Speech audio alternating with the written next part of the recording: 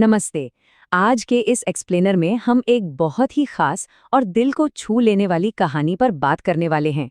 क्या किस्मत पहले से लिखी होती है या हम इसे अपनी मेहनत से बदल सकते हैं? आज हम अर्जुन नाम के एक लड़के के सफर का विश्लेषण करेंगे और देखेंगे कि कैसे अटूट लगन और धैर्य से कोई भी इंसान अपनी किस्मत की लकीरें खुद लिख सकता है। तो चलिए सीधा इस कहानी में उतरते हैं।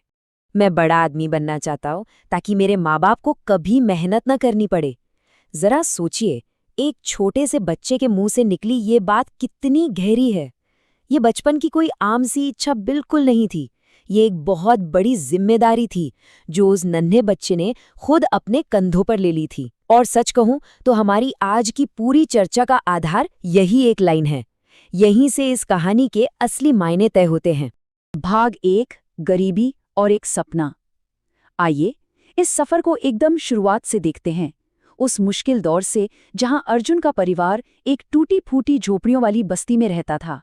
सिर्फ एक, जी हाँ, आपने बिल्कुल सही सुना। ये कोई मामूली नंबर नहीं है। ये उस भयानक गरीबी को दिखाता है जिसका सामना वो परिवार हर दिन कर रहा था। अर्जुन के पिता एक दिहाड़ी मजदूर थे और माँ दूसरों के घरों में काम करती थीं।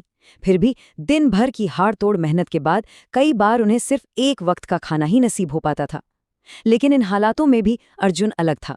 वो खेलने कूदने की उम्र में अपनी माँ की मदद करता, पानी भरता और पिता के साथ काम पर जाता था।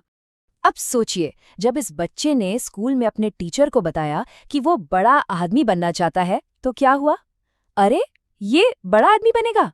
पूरी क्लास उस पर जोर जोर से हंसने लगी। उन्होंने उसका बहुत मजाक उड़ाया। लेकिन यहाँ एक बहुत दिलचस्प बात हुई। उस क्रूर हंसी ने अर्जुन का मनोबल तोड़ने के बजाय उसके अंदर एक आग लगा दी। उसी पल उसने अपनी जिंदगी को पूरी तरह से बदलने का पक्का फैसला कर लिया था। भाग 2, संघर्ष और शुरुआत। जैसे जैसे समय बीता, मुश्किलें कम होने के बजाय और भी बढ़ती चली गईं। हालात तब और बिगड़ गए जब एक दिन अर्जुन के पिता बहुत बीमार पड़ गए। पिता के बीमार होते ही सोचिए उस छोटे से बच्चे पर क्या बीती होगी। घर चलाने का पूरा बोझ अर्जुन और उसकी माँ के कंधों पर आ गया। स्कूल के बाद वो एक चाय की दुकान पर काम करता, सब्जी मंडी जाकर भारी भारी बोझ उठाता और दिन भर की भयानक थकान के बावजूद रात रात भर जागकर अपनी पढ़ाई पूरी करता। जिंदगी सच में बेहद कठिन हो चुकी थी, लेकिन अर्जुन, उसने हार मानने से साफ इनकार कर दिया था। भाग 3, एक छोटी सी पहल। और यहीं से कहानी में उद्यमशीलता यानी एंटरप्रेन्योरशिप की एक कमाल की झलक देखने को मिलती है, जब अर्जुन ने कुछ अपना शुरू करने की ठानी। चाय की दुकान पर काम करते हुए उसने देखा कि दुकान का मालिक रोज अच्छा पैसा कमाता है, तो उसने एक योजना बनाई। बड़े लक्ष्य हमेशा छोटे छोटे कदमों से ही तो हासिल होते हैं, है ना? पहला कदम, अपने रोज की छोटी सी कमाई में से थोड़ा थोड़ा पैसा बचाना। दूसरा कदम, महीनों की उस बचत से एक छोटा सा ठेला खरीदना। और तीसरा, सड़क किनारे चाय बेचना। लोग फिर से हंसे कि देखो बच्चा चाय बेच रहा है, लेकिन अर्जुन ने किसी की परवाह नहीं की। वो हर ग्राहक को मुस्कुराकर अच्छी चाय पिलाता रहा और यही धैर्य उसके काम आया। भाग 4, सफलता की उड़ान। अब समय था उस दिन रात की मेहनत का रंग लाने का। ये वो टर्निंग पॉइंट है जो बताता है कि कड़ी मेहनत अपना रास्ता और अपनी किस्मत खुद कैसे बनाती है। एक दिन एक बड़े ऑफिस का कोई व्यक्ति वहां चाय पीने आया।